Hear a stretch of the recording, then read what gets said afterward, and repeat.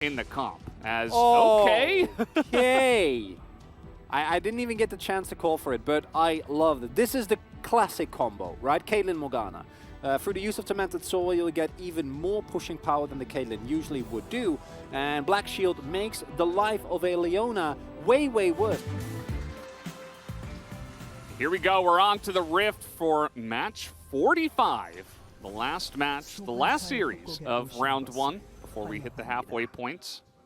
Yes, that does mean that halfway through today, we will skip through the halfway points. The second match of today, which will be Genji up against Live Sandbox, that one will be the first match of round 2. Okay, I'm going to give you a hypothetical, Veldes. Okay. You are a Leona. You are stuck in a lane against a Morgana that is going to make you very, very unhappy. What do you do? Roam. Yeah. Yeah, you don't the spend any Jinx time by in that lane. herself. Get that Predator. I gotta say, I think that regardless of the value that's got into the late game, it should be really hard for Life to actually make use of this, because this is not the type of lane where you can leave your AD carry alone. Jinx is okay in terms of managing waves, but obviously she's going to have to use mana to try and actually thin the waves out, as early trading right from the get-go here. And that as a result means that especially into a lane that shoves as well as... oh boy. It's Caitlyn Morg. It's not fun. Yeah, there's not even a trap available yet. Yeah, they're already setting it up, and that's going to be a lot of fun. The range advantage is going to be one thing, but as you already mentioned, the Black Shield is just going to make the Leona's life very miserable. Cool, this is good. Yeah, this is what you'd like to see, as Cuz, he went back, came immediately to the bottom lane, looking for the gank, the flash, and the knockup will be first blood into the hands of Cuz, who does pick it up, and Keria has to flash and ignite to try to get out of this, but he's almost definitely dead, right? There is the initial roam from the Rise, who gets that first push. Push gets value rather than giving over 2 kills to the Rex side. The downside of this is that even with that gank working out, Gumayushi and Keria have been able to get themselves such a lead that they are still a good 13 CSL, but Cuz looking for it again. I love this. And he's really far behind them. And there are no summoners down here, except for Aiming, who has Flash, right? There's the slow onto Guma. Nice amount of damage, as we do have even the Rise joining in here. Guma is just 100% dead. There's no way for him to get out of this, as Aiming is going to be gifted the kill this time around. And that is a massive start here for KT already. And this is beautiful, because this is exactly what we wanted to see. If KT would have just let T1 get their shove on and take up the plates again and again, they would have been at a huge deficit. Instead, yes, in terms of CS, KT is sacrificing a little bit. Avert your eyes. Has technology gone too far, Veldes? I would say yes. I think today is the day it went too far. Hullbreaker Jace, I was like, you know what? I can see it. It's not great, but okay. This, I think we've gone too far. Honestly, I'm willing to give it the benefit of the doubt. The key thing here is that, of course, with Rek'Sai, we've even seen the Prouder Scroll build, and the benefit of that build is that it is incredibly strong, but it's just a knock-up, and maybe you can get a kill as Cuz. No root here on a Faker means that no kill will happen. Ult is used onto Life, who does not have level 6 himself. Owner gets a great gank down in the bottom side, Aiming all alone now. There's no teleport on either one of these solo lanes from KT. Easy kill will be gifted over to Gumayushi, and immediately T1 strike back. And T1 with great cross-map plays. Cuz tries to go for a play on Faker. And, well, it's an even trade if you get plates, but none of the first Turbo Blood will go down, as is going to be the case here. And KT coming off the back of exactly the type of early game that you thought they'd be looking for. Don't respect T1. It's Keria, I think, started up that engage there, and now, even without a second charge, skilled out well, right? And yes, with Conqueror, and I guess with the cost effectiveness of Hullbreaker, maybe it's okay, but... You know. Well, he's just dead.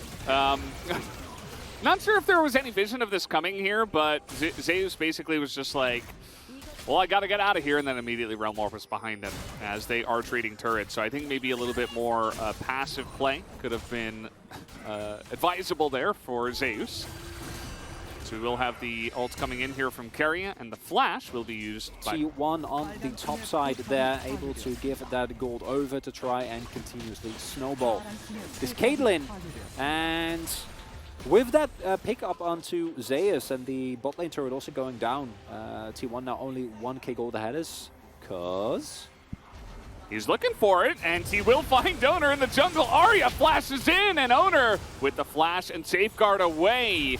He will get out of dodge here. Have KT gone too far is the question. Faker's looking for more onto Cuz, who is incredibly low, but is still holding on to his ultimate. And a little bit of an escape would have been good. Didn't want to go too far. I keep going back to Hullbreaker Rex. I'm sorry, I just can't. I need to talk about this. Cuz, again. Yeah, I mean, how can you not? Keria in a little bit of trouble, but there is the best item in the game. The stopwatch going to save his life. And that time around, I think Cuz went a little bit too far knowing where everybody was, and immediately got jumped on by about 4 people.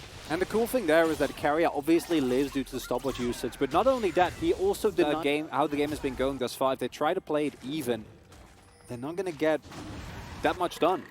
Now there comes a point in the very, very, very distant future, we're talking sci-fi here, Veldas, where KT can go back to just playing front to back, right? Because you do have the Jinx and you will have a really great front line. But I don't think they're going to get there. Owner is like, what are you doing? This is my dragon. He's going to get Infernal Drake for his team, but he pays for it with his life. As now, T1 with a lot of low health bars, they are moving forward, looking for a bit more. It is Mountain Rift. As a re-engage comes in here from KT, but there's Keria over the wall, and he's looking for blood. Adreda kills now as the Rise is getting so much value in this fight. It's such a close one, as Gumayusi stays alive with the double kill, and Faker with his mobility, and Keria on full health and a lot of mana. I think that's T1 could get something done here. Rascal very tanky. There's the binding. They're looking for the kill first onto the Gragas, and it will be enough. Double kill gonna go to the hands of Faker, as that will be 3 over to the side of T1. Aiming only, able to pick up the 1. And able to pick up at least a kill for himself, but overall, T1 looking to snowball this lead and get themselves a single game away from going 9-0 in the first round robin. Yeah, I mean, like you mentioned, the range advantage that they were able to use to Kite isn't going to get it. The Rise isn't going to get it, so especially the Rise. Maybe I can join up with the Rise, and we can do some kind of weird 3-2 action, you know, isolate Zeus a little bit, get some pushing going on. Speaking of isolating Zeus, good timing for me to talk about this, is Cuz is taking a brunt of the damage, actually, and he's going to back away. Now everybody on KT all of a sudden is like, we're all bullying Zeus here. And now they're going to kill him, as they are trying to get on top of Owner, but he just flashes away, and now KT is not in a great spot, as immediately Faker's going for the burst onto Aiming, who will survive, but eventually does go down there. As Arya comes here a little bit too late to the fight, as the rest of his team, they saw blood in the graves, and yes, they killed him. For a little bit longer, Rascal also not utilizing his flash, and if Arya has a split second faster as well, like that fight was relatively close, but I think that with that fight going the way it did, this should be T1 being able to get a unsurmountable grip on this game, because now Gumayusi is insanely fed on this Caitlyn, and this is exactly the type of situation, especially with a Morgana. I'm very aware. It's not fun. I'm extremely aware. Keria, he just doesn't give a damn. He's like, I know you're in this brush. I don't know why you're trying to fight us right now. And to be honest, I'm asking the same question, guys. I don't see why KT would be taking fights this aggressively when they're this far behind.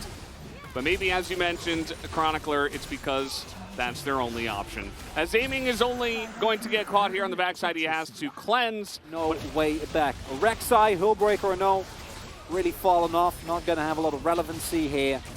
Arya, unfortunately, with the tank Rise, not looking to skill.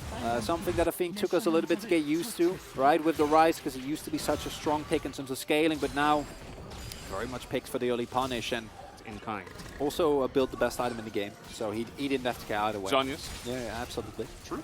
Yeah. With the Black Shield, you know, it's not like he's going to be stunned down to the point where he can't use it, right? So just Black Shield walk in and get your Zhonya's down. Excellent bait. Actually, I always liked the Morgana Caitlyn more than the Lux Caitlyn. So I was always a little bit confused as to why we didn't see more of the Morgana, but happy to see that Keria's bringing it back. I wanted to ask you, I think it's also in part due to how popular Karma has been. As It's that Hullbreaker value, right? yeah, really valuable that. Great. In this, I asked you earlier, like, are you familiar with Caitlyn Morg? Yes. Were you the Caitlyn Morg, or were you playing against them? No, I was usually playing against them. Oh, yeah. I figured. I could hear it in your voice. I could hear the frustration. It's really good. It's very strong. Not fun to play into. Yeah. Keep in mind that, you know, KT punished it early on. They actually did. Yeah, and it was not just a little bit of punish. It was a lot. It was a very big lead. Yeah, and as mentioned with KT's comp, if you fall behind in the early game, it becomes almost impossible, right? Because your Rek'Sai damage isn't going to be relevant. Jinx has a very long way to go before she's actually there, and then most of the characters on T1 are perfectly happy fighting. All right, well, KT, they won another fight here. Zeus is basically as tanky as Gragas right now, just because he's so far ahead and because of his itemization, of course. As in goes Owner, he's going to land a kick on a 2 and hop away. Not the first time that Owner has trolled the side of KT. He just never goes down, no matter what they try to use onto him. And T1's not going to back off. As I say that, they back off. T1 are going to back off, actually. They're going to use all that gold that they got from the 2. They don't really care. They're 10k gold up. They just want to shove towards whichever wave is available for them. And I think for KT, the early game punish plan worked for about 5 to 10 minutes, and then it got kind of turned around as the mobility and the skirmishing power of T1 proved to be too much. Sometimes it's just one play that you need, right? Yeah. And T1 got that in the bottom side. Oh, the flank. Here does come the flank. Blacksfield, pretty good ability, I would say, as Rascal is desperate to try to get on top of Gumayusi. Carry uses it on himself, so Gumayusi can't get it. But again, I mean, T1 are so far ahead that just dodge the engage and you should be fine. Gumayusi trying to go very much 1v3, and he's going to get clapped here by aiming in the front. As not the best look, but T1's still in a good spot. This is like, I am playing solitaire. I don't know what you guys are doing. I have Hullbreaker. There's an ace. Oh, great. I'll just put that down and, I got the 2 of spades here, and yes, let's try to kill the Nexus by myself, literally, as he gets booped into the fountain. And the rest of his team are like, no, we're just going to back. Not even Hullbreaker is that good an item, Valdez. As teleport number 2, okay, trying to get on in here. Cuz is going to go down. They're trying to kill Keria, and I understand why. As Arya's teleport might get some value here, but again, it is Owner and LeBlanc. But Owner on the Lee Sin, I should mention, is going to go down. Faker still on the run here, as he will hop back, and it does look like T1 are ready for him. As even into the clone, he will go down. So KT gets something, but well. Just the absolute state of this game that this happened, and that T1 is still like 7k gold up. They're just sitting there, well. In the end. And yeah, T1, I mean, with their lead, they can just go ahead, take down the Baron. And yeah. Clearly, Zeus has noticed that there has been one PvE objective that he hasn't gotten yet, and he's trying to grind, and like he really wants to get his 3 out of 3 on his final quest. Boss, Yeah. It's like, this is a group quest, but I think I can solo it. You know, it's kind of hard. Like, I have to fight against a lot of enemies as Zeus is being blocked by a big Gragas. He's breaking the hole! And here comes the rest of KT. Just trying to get on in here. The Baron is there. Zeus trying once again to chop down the Nexus, but 0 and 5 for the gap close. No, I know, but I feel like I'm missing some consistency there. Yeah. In terms of itemization. A little bit, yeah, I would say. To a certain extent. I think that, you know, you were talking about like 1 or 2 or 3 things that needed to happen where T1 makes some mistakes, but Aiming is very much enjoying all of this extra farm as well. I mean, he's going to all these lanes, he's taking down the super minions, he's stopping the push from coming in, and he's pretty much untouched for the last 3 minutes. Inipsa, a back up. Okay, really nice follow flash there from Aiming, as that is going to be Owner going down. Aiming gets a kill as Cuz is in the back line here, trying to shut him down, but he's going to get taken out. And now Aiming is low on health as They're just gonna go in on the Nexus once again. They're not even taking down these inhibitors.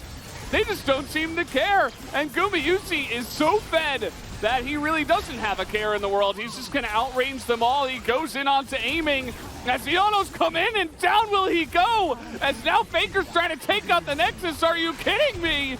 I don't think he's gonna get this here. KT are gonna defend, as Faker will get taken out outside of the Zhonyas, and the Nexus will live again. I thought it was 3 out of 3 for the quest of Zeus to get the Nexus, but I think this is 1 out of the 3 fights you need to win as KT to get back into this game. One get aced, like at most they get like the outer, and maybe an inner or two, right? Yeah. And then they need to get aced again, like 10 minutes later, and then KT would win. Yep. Which is still why, you know, we're laughing. But at the same time, I mean, aiming is so strong. He does incredible amounts of damage. Look at that bottom lane, though, as Faker is going in. The Rek'Sai is going to stop him, and aiming again is going to stop T1 as a team. The minions, though, are really getting on in there. So they're trying to get some work done onto this Nexus, but the respawn of the minions here from the side of KT might be enough. Owner gets in there, kills the support. He's got GA. As Faker's still roaming around here looking for his entry. He's going to try to jump in the back and get a couple of autos. He gets one. Look at the minions! And the minions are going to get it. They will take down the Nexus. What an insane and weird way to end the game, but T1 got it done over the course of 10 minutes. I mean,